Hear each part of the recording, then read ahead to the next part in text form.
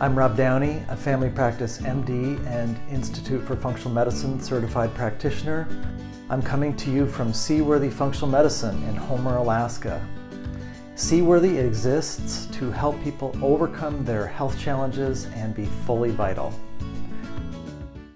Today, we are fortunate enough to be joined by Marc David, an expert in the psychology of eating and a psychologist by training who's now spent decades helping people learn a positive dimension of what I would think of as food friendships. We'll see if he agrees with that over the course of the interview. Hello, Marc. Thank you for joining us. Thanks, Dr. Rob. So glad to be here. Really appreciate it. So I forgot to ask you as we were getting ready today, where in the world are you today? Zoom always makes that a little bit of a hanging question mark, I suppose. Right. I am in the wonderful Boulder, Colorado. I've been living here for 18 years and still love it. I mentioned to you before we started, my wife's very familiar with your work over many years, and she flagged it that Hawaii is a place that you love, and I worried that we might have you might have ended up with a slot with us that was like 2 a.m. your time. So I'm glad that didn't happen. Amen. It's a reasonable time of the day for you. So your work, like many thought leaders, includes multiple facets of how people can land on who you are and what you do. You've got books, you've got a website, you've got resources. So on the front end of the interview, I want to thank our audience for taking the time and just have them know that however they like to learn or engage, they can find out about you. And as I've been getting up to speed on your work, what just made me so excited for today is that it's about a positive relationship with food. It's also about these these ideas that there are psychological dimensions to what we eat, how we eat, why we eat, that are critically important for food to move us forward. And some of them are intuitive, some of them aren't, but if one lacks a full appreciation of this, there's just not enough power in the equation to move forward and get into that space of joy with food. Is that accurate? I think it's very well put. Yes. I feel that in the nutrition universe, and understandably so, the main conversation going back and forth with any nutrition expert for decades has been really, what should we eat? And that's a great question. What should we be putting into our bodies? I love that about nutrition, because if you've ever paid attention to it, you start to learn really quickly that, the food I eat makes an impact upon me. And what I started noticing at some point in my own career, Rob, was that really knowledge about what to eat could only take us so far in the nutritional equation, meaning I noticed there was a missing piece, which was who we are as eaters. Mm-hmm. And who we are as eaters can really get down to what's happening in our physiology, what's happening in our metabolism, how we're digesting and assimilating and, pulverizing a meal.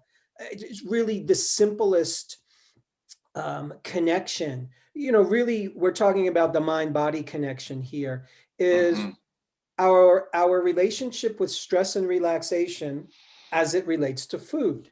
And as it turns out, and this is the most basic science, that the body is optimally designed to digest, assimilate, and calorie burn a meal, and to naturally regulate our appetite when we're in a relaxation response, parasympathetic nervous system dominance. That's how the game works. That's how we're wired. Opposite to that, when you and I are in a full-blown stress response, if the Alaskan bear is chasing you, your heart rate is up, your blood pressure is up, blood is going away from your digestive organs. In a full-blown stress response, the digestive system completely shuts down. So the bottom line is we could be eating the healthiest meal in the universe on paper. But if I'm not under the optimal state of digestion and assimilation and calorie burning and natural appetite regulation, which is relaxation, which is the physiologic relaxation response, then I'm not getting the full value from that meal. I'm literally excreting nutrition. I'm literally malabsorbing nutrients. So to me, that's a stunning piece of information that should be headline news in any nutrition conversation. Absolutely. Thank you for starting there. I think that it's a point where the lights come on for my patients and now this audience of folks that are, as I'm getting to be part of the conversation, for me, it's so inspiring every week because Alaska is obviously a little isolated. When I get to talk with somebody like you, I get to spend time with my tribe every week, right? So not only do I get this sense of the audience benefiting, but it always lights me up for a good long while. And when I talk with my patients about that, hey, if the software isn't running to run digestion, again, you can be throwing this awesome fuel in there, but you're not in rest and digest mode. Yes. And what's fascinating is, when people hear the term stress, we all go to an interesting place.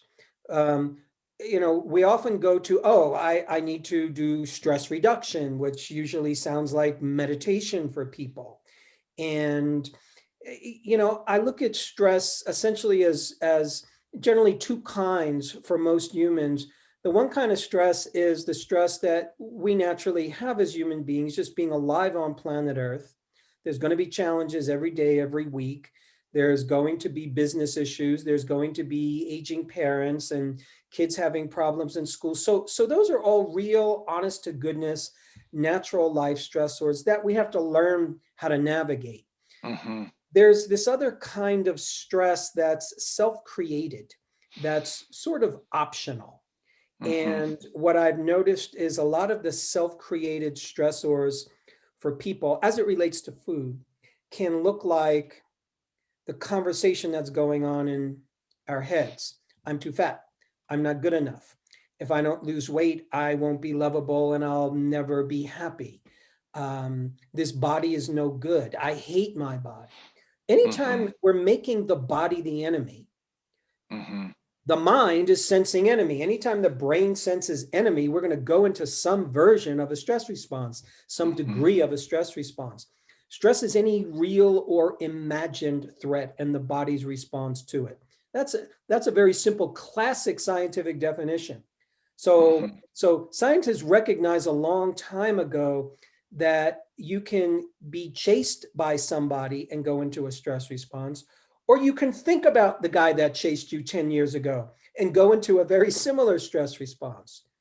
So how I'm living in my internal world helps create my physiology. Rob, I think also at the same time, another powerful self-created stressor, a lot of people have the sort of hidden belief that food is the enemy. And the reason why I think a human being walks around with that idea is because if somebody's trying to lose weight, if you've been told since you've been a kid, you're not good enough, you're chubby, you're fat, you're this, you're that, you got to lose weight. And there's people, I still meet people these days who've been dieting for 50, 60, 70 years. I mean, it's stunning. So we then start to believe, well, food makes me fat, therefore food is the enemy. Therefore, every time I'm sitting down with a meal, I'm in some version of a stress response. I'm producing stress chemistry. I'm producing cortisol and insulin. And those hormones, if you secrete them enough, for the average human, they're going to signal the body to store fat and store weight and not build muscle, which is the opposite of what everybody wants. Plus, it's going to deregulate your appetite. And I've noticed about 85% of people, when they're stressed, they're going to reach for more food. Small number of people, when they're stressed, they eat less. So, part of the equation is of course, what should I eat? And again, the other half is, well, okay, how do I best come to the table so that I'm fully metabolizing my meal, so that I'm eating under the ideal state that I'm designed to eat under. Mm-hmm. Well, I love what you're saying, and it fits very much with what I would tend to think of as sort of the core training of the Institute for Functional Medicine. I flashed on a lot of things while you were talking, but perhaps the most important one to share with our audience is this idea that came from a California animal physiologist, this idea that zebras don't get ulcers. Mm-hmm. And his premise for a book of the same title, which we can make sure and add to the show notes for the attribution, is that zebras are on the Serengeti at any moment. You know, they're not like other critters. They don't have a terribly good place to hide. The whole thing's flat. And so they have to reproduce and eat and sleep and rest with the constant presence of lions and other big cats and hyenas. And so there's this idea in the book that the presence of threat isn't synonymous with living a peaceful and productive life. So when it's actually time to run away from the lion, go ahead. And when the lion's back in the grass, reproduce, make babies, enjoy the water. You know, I think that it's for people who feel that this is a threatening world. You know, how do I get into a state of ease in relationship to sitting down to a meal? There's something about this idea that zebras don't get ulcers that's got a key component. Yes. Part of it is that many animals in nature, they don't hold on to a stress response. Mm-hmm. So in that book, I believe it's Robert Sapolsky. Thank you. Yeah, it's when an animal is under stress, the lion's chasing them, and they get away. What often happens is that creature is carrying a lot of stress in their system, and animals have a way of shaking it off. Sometimes they'll literally fall down and collapse and shake it off. Mm-hmm. It looks Mm-hmm. like they just got the shivers. Mm. And what's happening is they're moving that energy out of their body, and all of a sudden they're returning to a relaxation response. So their system sort of does it automatically. And I think we humans are tasked with, how do we train ourselves? What practices can I do that help train me to see the world as a more positive place, see myself in it as a more positive person? If I'm, so many people are dealing with overeating or binge eating or emotional eating, or they're dealing with, I want to lose weight. But if I'm dealing with that from the place called, I'm no good, I'm not enough, I have a problem. There's something wrong with me. I'm no good. I don't have enough willpower. Every one of those thoughts is going to put us into some degree of anxiety or fear or stress, i.e. stress response. So part of it is learning how to reframe some of the challenges that we're facing and look at it from not only a more positive frame, but what I believe is a more accurate frame. As an example, typical person who finds themselves binge eating is going to be complaining, I can't control myself. I have a willpower problem. Something's wrong with me.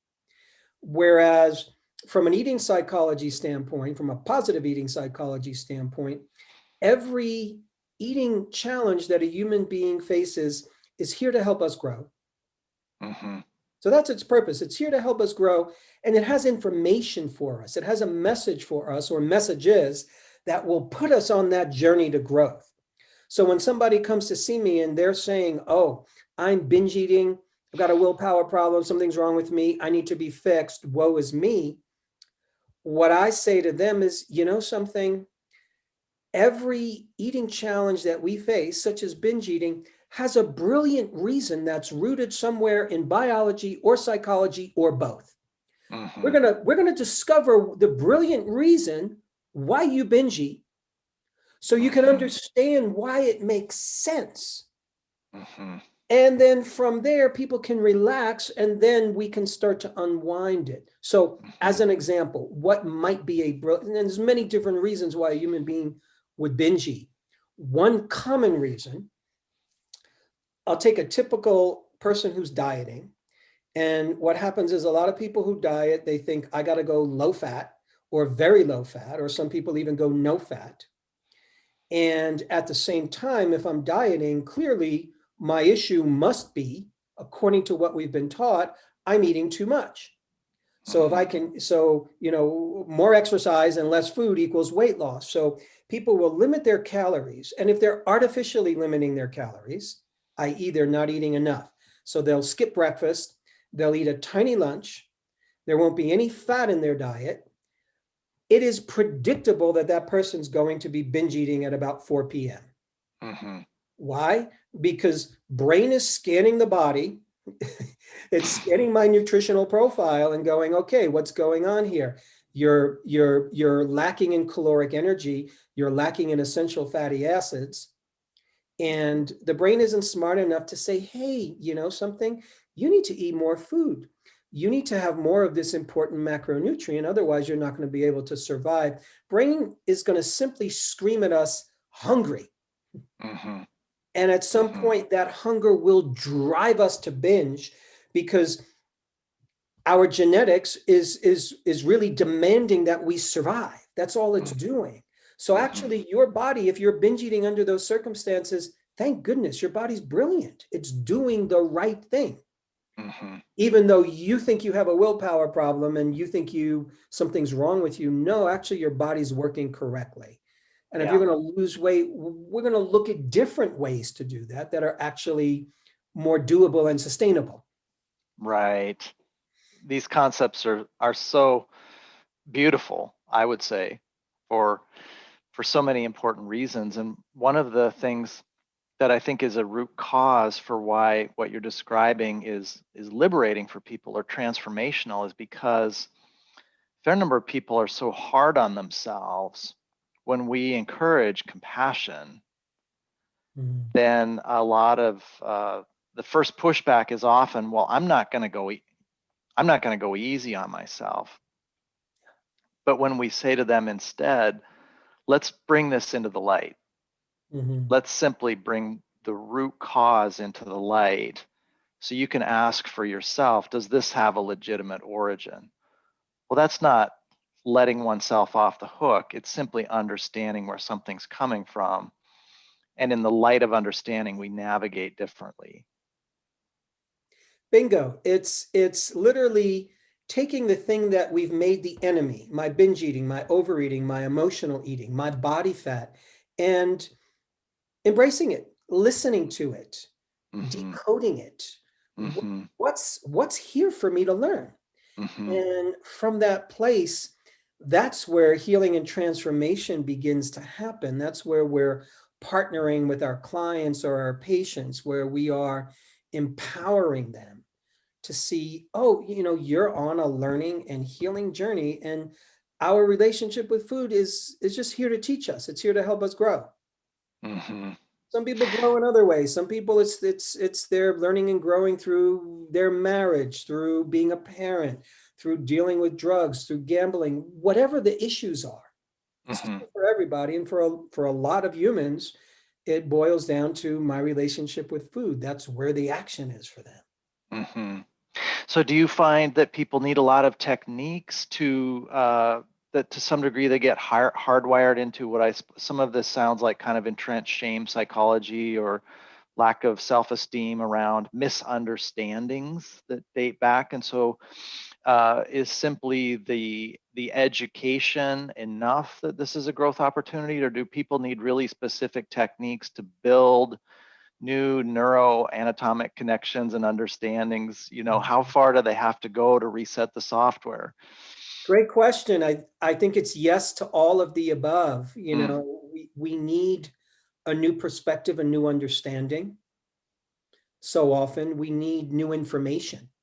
Oftentimes we need a bigger picture that's more generous and more accurate. And then from there, people usually need practices.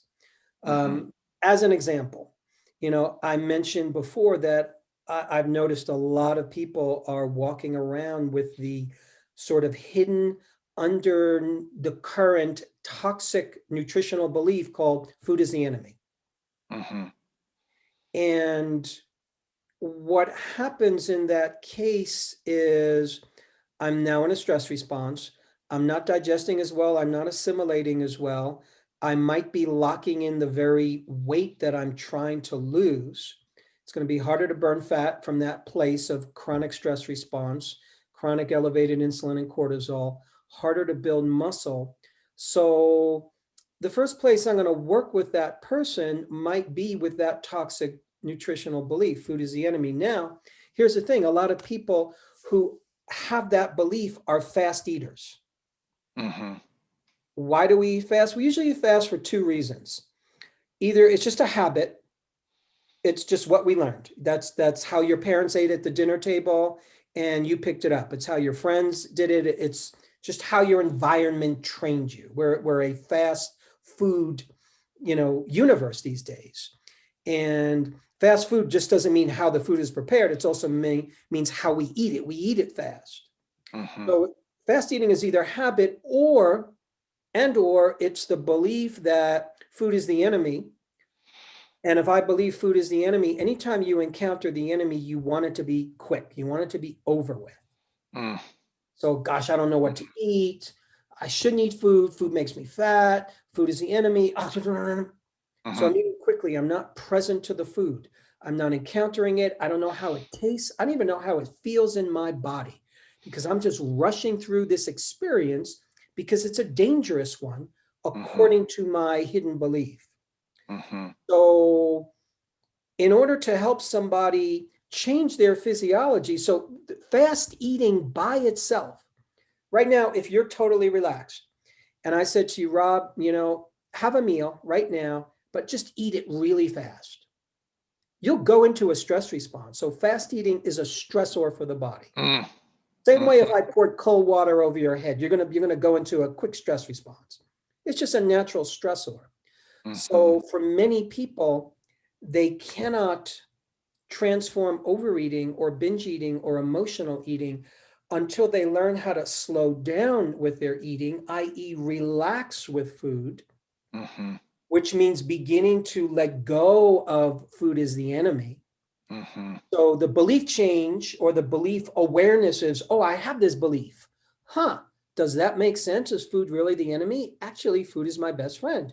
I'm a human Mhm. being. I need food to survive. Oh, that makes sense. Mhm. But wow, it's so hard to eat slow. I can't do it. I tried it once. And yes, you did try it once and it was hard. But, if you want to learn the piano, you want to learn tennis, you want to learn anything, you don't try it once. It's a Mhm. practice. So the Mhm. practice of slow eating is really the practice of being present with yourself, present with food, Mhm.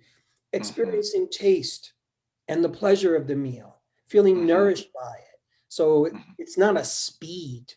Mhm. It's a state of being where I'm welcoming this moment and enjoying the thing that I'm doing. Because if you actually get what your brain is asking for, brain is asking for taste, it's asking for pleasure, it's asking for aroma and satisfaction. It wants the visuals of the meal. When you get that, we're satisfied. Mhm. Mm. I want to share a couple of things that you made me think about in case it's of benefit to our audience. One is this principle from naturopathic medicine, which is a close cousin to functional medicine, this idea that the body knows the way. Mhm. And and then I think also about the mindfulness retreat that my wife and I go to in the summer here. It's sponsored by people who follow the mindfulness principles of Thich Nhat Hanh, Mhm.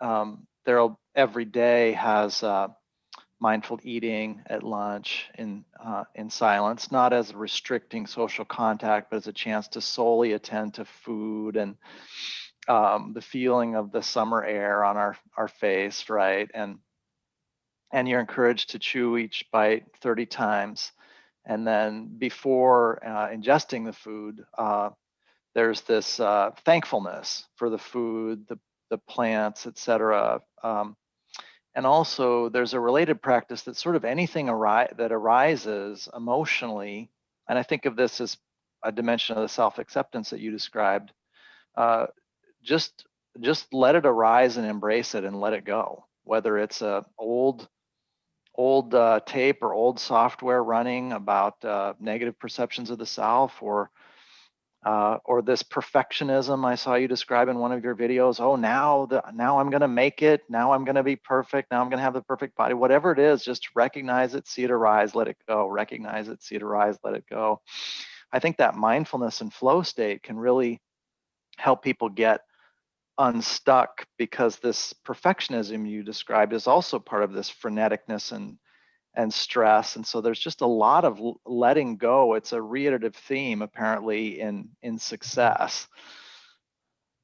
Yeah, there's a lot of good juicy nuggets in what you're just describing, being able to go on a retreat like that and literally have enough time to train the body in a different way, or to give the body a different experience.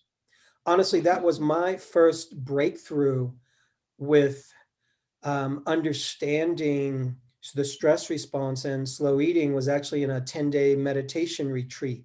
I was about 19 years old when I did it 100 years ago.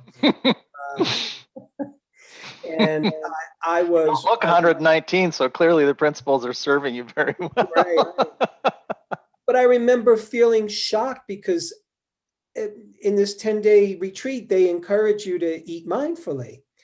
And I realized by the third or fourth day that I'd never truly tasted food. I was always eating quickly. I was always multitasking when I was eating. I was always doing something. I was watching TV. I was going here. I was going there. I ate fast because that's what everybody else at the table did when I was growing up. And all of a sudden, I had a different experience. So part of what helps us change is when you actually practice something, even if it's difficult, and then you have a positive experience and you see, oh my goodness, this works. So people who claim that I'm an overeater or a binge eater, if you can have one day where you are able to slow down your eating, you'll notice that your appetite is naturally regulated that day and you didn't binge eat that day. Oh, and the bells and whistles can start to go off. Mm-hmm. As it relates to perfectionism, which is its own fascinating creature, I consider perfectionism a virus. It's a viral belief. So it's not an actual thing, but it's something that if you're alive on planet Earth, it's extremely easy to catch. Mm-hmm. Nobody ever has to tell you, you should be perfect. We somehow absorb it from the world. I think we're getting these messages through media, through movies, through books, through magazine articles, through so many of the images that are hurled at us of successful people, successful men. Here's how successful men look and act. Here's what acceptable women look like. Here's what the best women look like. So all of a sudden, we're creating a perfection image in our minds, and I need to be perfect. And everybody has their particular definition of what perfect is. As it relates to food and body, it's usually I need to have the perfect body and I need to have the perfect diet, whatever that is. Mm-hmm. This food perfectly, whether I'm perfectly vegan, perfectly raw food, or perfectly never overeat or binge eat. And always around the corner from perfectionism, you will find self-abuse just waiting there. Mm-hmm. Because we're beautifully imperfect. Mm-hmm. We do emotionally eat. We do overeat here and there. Our bodies are not perfect. And they might be perfect for a minute to our liking, but it's going to change. That's the point. And what happens is as soon as it changes, we go into self-abuse. We eat even more. We stop taking care of ourselves, or we go into all kinds of self-punishing conversation. So for a lot of people, before they can transform any aspect of their relationship with food.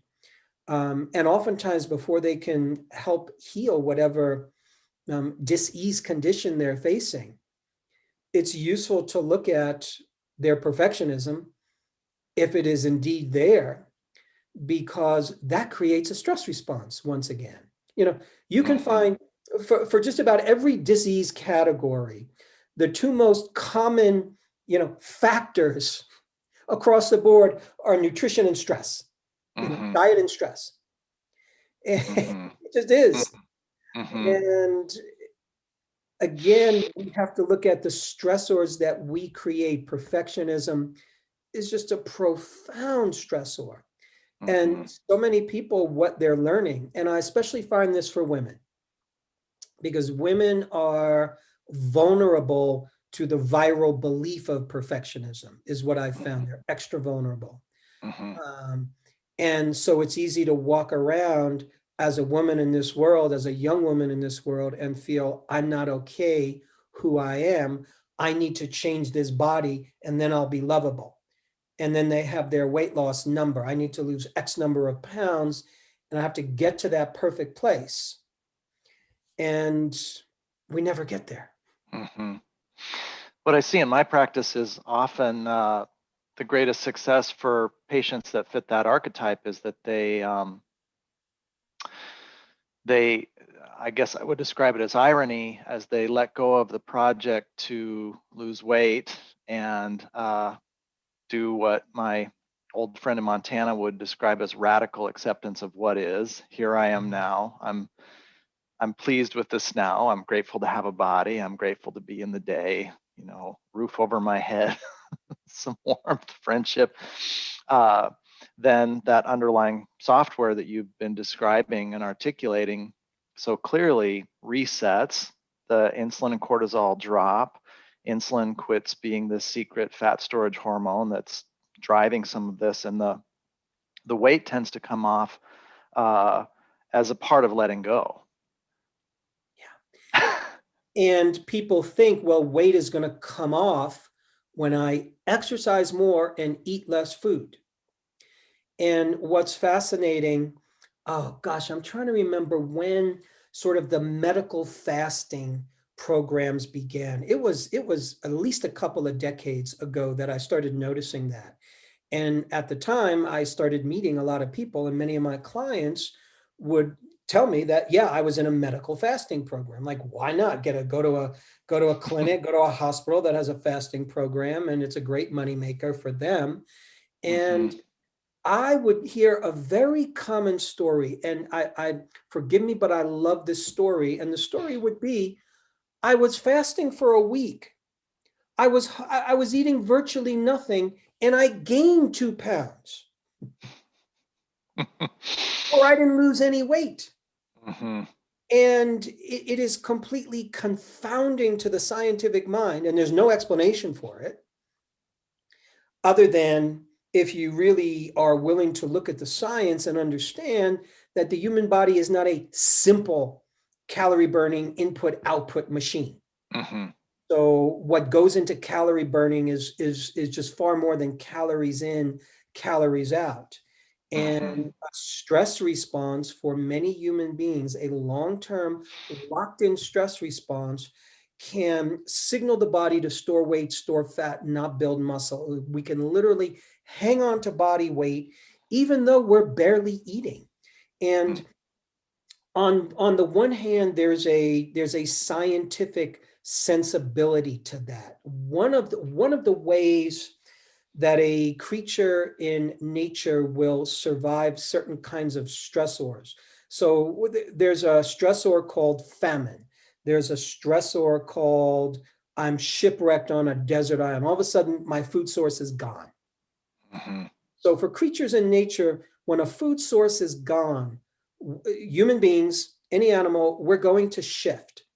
When there's not enough food in the environment, the brain is smart enough to determine that, and we're going to slow down calorie burning metabolism. We're going to store fat vigorously as a beautiful survival strategy. Okay, there's no food in your environment. Let's slow down calorie burning capacity. Let's not build muscle because that takes a heck of a lot of nutritional energy for Mm-hmm. building blocks, too Mm-hmm. much. And let's store fat because that's going to help us survive. Mm-hmm. So what's happened? So when people are chronically dieting, we're often signaling the body, you're on a desert island, store fat, store weight, and don't build muscle. We're literally telling the body to do that. And the Mm-hmm. body is obliging because it wants to live. Mm-hmm. The other piece is when we feel threat. One of the ways to deal with threat, you can watch animals in nature. Oftentimes, an animal will just like, a bear's going to stand on its front legs, and it wants to make itself look bigger. For a dog, their hair stands up, make you look bigger. Bigger creatures tend to have the advantage in nature. Bigger you are, the better your chance in a fight. Mm-hmm. Well, if I feel threatened as a young person, if I feel betrayed, if I've been personally, emotionally, physically, sexually abused, one of the strategies that our body is going to use is to get bigger. Mm-hmm. If my body's bigger, it's less of a target. If my Mm-hmm. body's bigger and I have been sexually compromised at a young age, then I become less of a sexual target. Somehow the brain knows that. Mm-hmm. So big, and this is not for everybody. This is for some people who have Mm-hmm. excess weight who can't lose it. That excess weight actually has a brilliant function. It's there to protect me. Mm-hmm. So before I could actually lose that weight, I have to begin to understand that I'm safe. Mm-hmm. And do some of the people that work with you, Mark, do they then end up on a parallel journey with a psychologist or a healer of some sort? Because then a critical sort of life lesson that's super challenging or super intense emotionally requires some additional resources. Certainly, I find like when I went to the Benson Henry Institute at Harvard to learn how to train people to meditate, they had a caution that certain people were going to have very difficult things arise as they entered a place of peace and safety within themselves. Yes. So the Harvard program just had people that had already completed the program come back as mentors for free to retake the class and to be present for that 3% of people that would break down crying and sobbing session 4 because they would remember something or essentially trauma would resurface. And so Harvard sort of anticipated that and said, again, it's an opportunity as long as you can hang in there with it, recognize the opportunity and grow through it. But I guess it raises the question, people need to be prepared for the possibility, I suppose, that as they get into what Heidi Hanna calls being wired for safety, get into a place of peace and try to understand these principles, they may have some things come up to the surface of their consciousness that are really important. Yes, that happens. Trauma is a real phenomenon. The body is a repository of memory. We are this whole biological being is all about memory. Your DNA is about memory. Your brain is about memory. We're here because genetics remembers from generation to generation. This is how I create a human being. Memory conceivably can be stored in just about any tissue in the body. The immune system remembers, the gut remembers, the digestive system remembers, and we remember stressors and we remember undigested experience. You can think of trauma as experience that we've had that we couldn't fully metabolize. I couldn't fully take that experience and go, okay, I'm cool with it. I'm done. I Couldn't move. shake it off. Yeah. No, I didn't know how to deal with that experience. And now that experience will live in my body. And what often happens is undigested life experience, i.e., what so many people call trauma, will often live in the body as unwanted symptom. And that unwanted symptom can look like anything depending on what it looks like for you, for me, for anyone else. So for some people, their emotional eating is literally, it's an unwanted symptom that's really about an undigested experience, a trauma from a long time ago. Binge eating, the same thing. Weight can be the same thing. So yeah, sometimes trauma work is where a human being needs to go. But I will say this, I'm going to say a majority of the humans that I've seen over the years, just doing this for really 4 decades now, even with people who have past traumas, you can still help them advance without classic trauma work. Some people need to do some very intense trauma work and really go back into the past and go back into the experience. Others, it's not really the ticket. Yeah. Healing happens for them in the present moment. So even though the trauma called, you're too fat, that you were told when you were 11 years old, made you all of a sudden unsteady, unsafe, hate your body, not feel comfortable around the adult world, that trauma caused you to binge eat and emotional eat and constantly gain weight and have a challenging relationship with food. Yeah, we can talk about the past, but oftentimes for those people, you can really help them just by focusing in the present on helping the body enter relaxation response in this moment.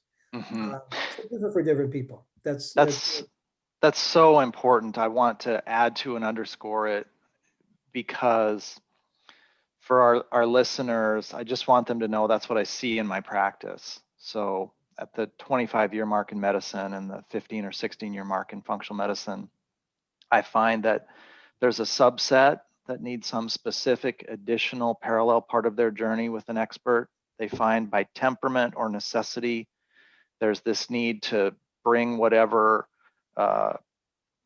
aspects of their past, like sort of yank them into the light and wrestle with them. But my experience is that's a statistical minority, which was not intuitive to me.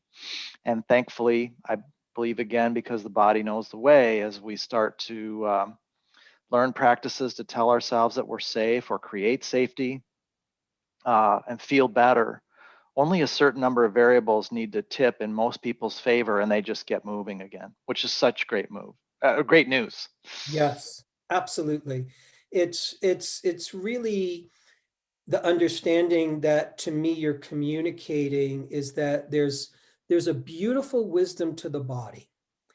And when we start to access that, and the body can heal. And sometimes that healing is far more powerful and dramatic than we may have imagined. And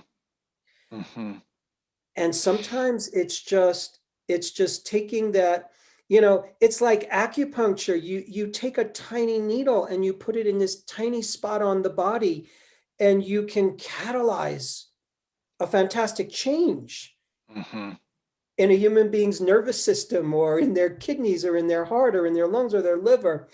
The same thing with a well-placed comment, a well-placed understanding, a well-placed tool or technique or strategy or practice. It's like putting that little acupuncture needle in right to that right place, and the system starts to regulate itself. Yeah, it's such good news. There may be no better or no more important news that comes out of our discussion than that the default setting for the body is vitality and peace. And I worry in particular that for reasons that Dr. Jeffrey Bland and others have looked at over the last 50 to 100 years, conventional medicine has developed a disease focus with this unfortunate accompaniment of the presumption that the body defaults to disease. And so a sort of larger aspect of what you're describing to me is that people like Terry Walls and Dale Bredesen, who are helping people with multiple sclerosis and early dementia reverse those conditions, what they're really leveraging is this premise that, again, the body only needs a certain number of variables to tip back the right way, and it resets to vitality. I'm smiling because one of the things I noticed at some point in my career as a nutrition and eating psychology professional. And you know, I'm one of these people who's been obsessed about nutrition from a very young age. I just want to learn everything. And, you know, at some point in the nutrition universe, if you keep studying and you keep studying, you learn a lot. And yeah, there's always more to learn, but you can basically grasp, you know, a significant piece of the nutritional puzzle.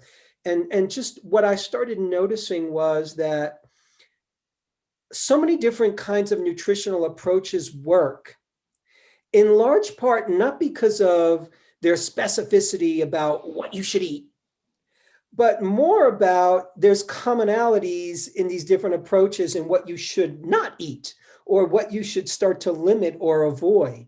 So in so many of the different nutritional systems, you know, by and large, you're letting go of poor quality food. You're letting go of junk food. You're letting go of, you know, so many of the offending or the allergic foods. And whether that ends up having you a vegan or following a paleo diet or following a raw food diet, whatever it is, you've eliminated a lot of substances from the diet that all of a sudden allow your body to make a shift. So all I'm trying to say is oftentimes good nutrition is simpler than we think. And, you know, you were talking about, you know, how the default, you know, mechanism of the body is, you know, its wholeness, its vitality.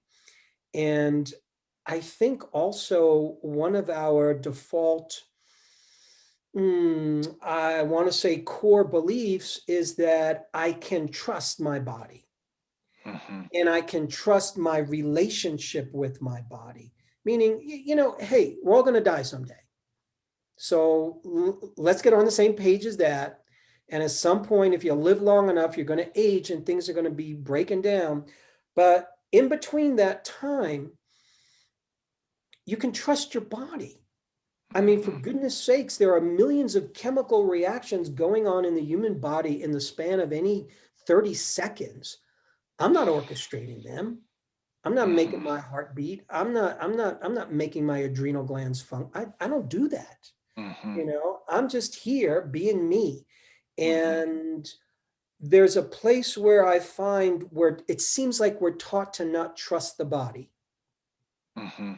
even when it's going through its aches and pains, even when it's going through its diseases. There's still a place where I can not only trust my body, but trust in my life that, you know something, I'm going to go and find good resources. I'm going to go find a good practitioner. I'm going to get a second, a third, a fourth opinion. And I'm going to trust in my body's ability to heal. It's just so important. And I think it is. And it's so liberating for people as they then shift out of that fatalism and worry that they're stuck and they get moving.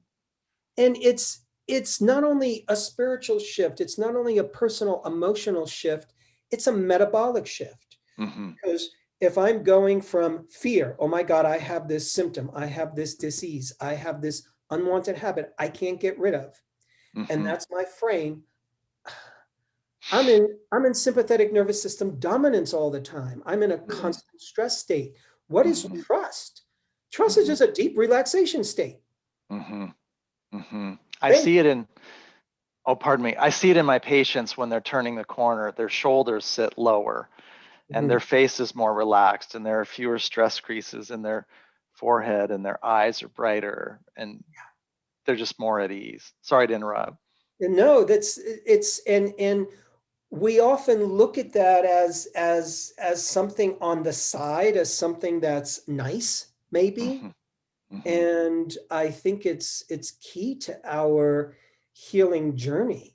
Really, you know, what else really truly supports health from the bottom up? If I'm going to get back to that default state called vitality, in a vital system, I believe for a human being, we have a certain trust in life. That trust might get tested. That's fine. Okay, so it's going to get tested. And you might go through a period where it's hard. And then you really have to strengthen your trust muscle during that time. You have to strengthen your faith muscle. Maybe you have to go through your dark night. Mm-hmm. But that builds us, that strengthens us, and that strengthens my chemistry. How could it not? It's a growth opportunity to transform. Yeah. Yeah. Yeah. I want to convey as we wrap up, because you've been so generous with your time, to me, a consequence of what you're saying. And again, something I see in my practice, something I kind of want to close with, and have you close with any key concepts we might not have addressed fully. Because fear is a motivator for like survival reasons. A fair number of the people, the first day I meet them, they've heard from one expert not to have gluten. They've heard from another expert not to have sugar. They've heard from another expert not to have dairy. They've heard from another expert not to have legumes and meat. And so their first day with me, their perfectionism is manifesting as, if I eat solely dirt and bark and live like a monk, I will be adequately restricted based on the summary of all food experts. and so my first conversation with them is, maybe you're going to end up with an arthritis that's sensitive to nightshades, or maybe you are going to want to be gluten-free for your brain health. We'll see. But let's first broaden the focus back out, develop this sense of, food is there for me. It's a blessing. This is blessing management. I'm going to form these friendships. And then if a few of these don't turn out to be my best friends over time, maybe we're going to restrict them. But let's first broaden out. And I saw this in one of your videos. This is important, right? That people don't become overly restricted. Yes. I'm glad you brought this up, Rob. I think that in this day and age, we are suffering from what I call a high fact diet. People have so much information in their heads, Mm-hmm. and we become nutrition refugees. People are literally, they've been bombarded with so much conflicting information Mm-hmm. that they're shell shocked. Mm-hmm. And what I will tell students, clients is this, that there are as many accurate and useful nutritional systems as there are people on the planet. Mm-hmm. And no matter what you've heard, you need to learn how to empower yourself as a nutritional explorer and as the general manager of your own body. So, in other words, every nutritional injunction, rule, fact that you've ever heard of, chances are there's a nugget of wisdom in there, maybe for you or for someone else. Mm-hmm. So, whatever you've heard, we're going to take the nuggets of wisdom, we're going to try to find those that work for you and your body. Mm-hmm. And that means that, yes, welcome to this day and age when PhDs are, shooting at each other, and everybody wants to be like the number one expert, and my system is right. No, mine is right. And these are the times we live in. So there is no widespread agreement on what the perfect diet is, perhaps because there really isn't one. Mm-hmm. And yeah, there's some general rules that work for a heck of a lot of us, for sure. So it's learning how to empower ourselves around nutrition information as opposed to the opposite, which is disempowered. And that's a quick turnaround for a lot of people. I find once I explain to them, it's just really like an intellectual intervention. There is no perfect diet. And Mm-hmm. anything you've ever heard of works for certain people at certain times. Mm-hmm. There might be a time in your life where meat eating is the best thing, and a time in your life where being a vegan is the best thing. That doesn't make either one right or wrong. Mm-hmm. And so it takes a more flexible mind to notice that just there's a lot of paradox in nutrition. There's a lot of potential. There's a lot of possibilities. And it's not just what's the best system. Mm. What a great conversation with you today. Are there any key things you want people to know that we didn't discuss today? Oh, I think we've covered so many good things. Really at the very least to come away with, no matter what challenge you feel like you're facing with food and body, it's truly here for our personal growth. It's Mm-hmm. here to help us be the best person we came here to be. Doesn't feel like that. Mm-hmm. But our eating challenge, our food related challenge, whatever the health challenge is, yes, it's a health challenge. Yes, it's a food and body challenge, but there's something more in it. And that if we can look at what is this trying to teach me as a person? How is this trying to help me grow as a person, grow emotionally, grow spiritually? It makes the actual physical healing, I find, that much more available to us. Great. Great. Well, thank you for what you do, and thank you for sharing your wisdom today. Dr. Rob, I so appreciate it. It's such a great conversation. I look forward to more. Seaworthy exists for people to overcome their health challenges and be fully vital. Please consider subscribing, giving us a 5-star review if we've earned it, and going to our website podcast tab for any questions or comments you'd like to share with us. Thanks.